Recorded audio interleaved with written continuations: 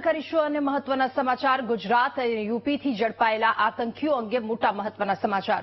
આતંકીઓના ભડકાઉ ભાષણનો એક audio video સામે આવ્યો છે। ચારે આતંકીઓ ઇન્સ્ટાગ્રામ એકાઉન્ટથી કટ્ટરતા ફેલાવતા હતા। આતંકીઓ ઇન્સ્ટાગ્રામ પર ભડકાઉ ભાષણની પોસ્ટ શેર કરતા હતા। ભડકાઉ લખાણની સાથે પોસ્ટ કરી ધાર્મિક કટ્ટરતા તેમના દ્વારા ફેલાવવામાં આવી હતી।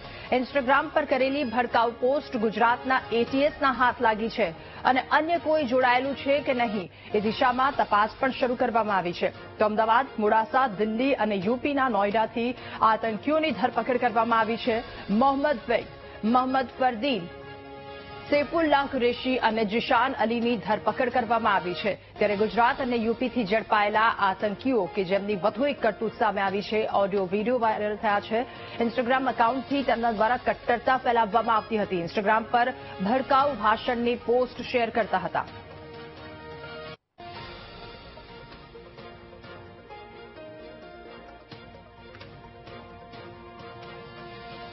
ત્યારે ઇન્સ્ટાગ્રામ એકાઉન્ટથી તેમના દ્વારા કટ્ટરતા ફેલાવવામાં આવી હતી। એ ઇન્સ્ટાગ્રામ પોસ્ટ એટીએસના હાથે લાગી છે। જો કે હવે આ મામલે તપાસ કરવામાં આવશે, જેમાં મોહમ્મદ ફેક, મોહમ્મદ ફરદીન જેમની ધરપકડ કરવામાં આવી છે।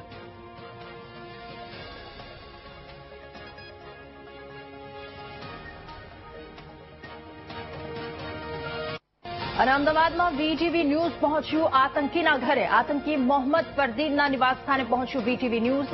જુહાપુરા ફતેવાડી નજીક ગુલમોહર ટેનામેન્ટમાં આ આતંકી રહેતો હતો। ટેલરનું કામ કરવાની સાથે ઇન્સ્ટાગ્રામમાં ભડકાઉ પોસ્ટ તેના દ્વારા કરવામાં આવી હતી।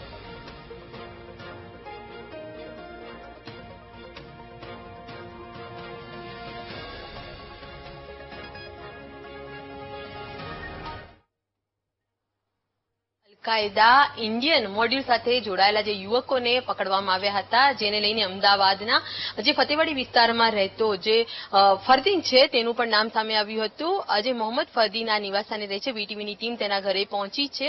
તે પોતે ટ્રેલરનું કામ કરતો હતો અને એ દરમિયાન જે સોશિયલ મીડિયાના જે અલકાયદા ઇન્ડિયન ગ્રુપ જે હતું ઇન્સ્ટાગ્રામનું, તેની સાથે તે જોડાયેલો હતો। જેની માહિતીને લઈને ગુજરાત એટીએસે હાલ તેની ધરપકડ કરી છે। તેના પરિવારને લઈને જ્યારે વીટીવીની ટીમ જે તપાસ માટે પૂછવા માટે પહોંચી હતી, પરંતુ પરિવારના કોઈ સભ્ય અત્યારે હાલ જોવા મળ્યા ન હતા। આ તેનું નિવાસસ્થાન છે।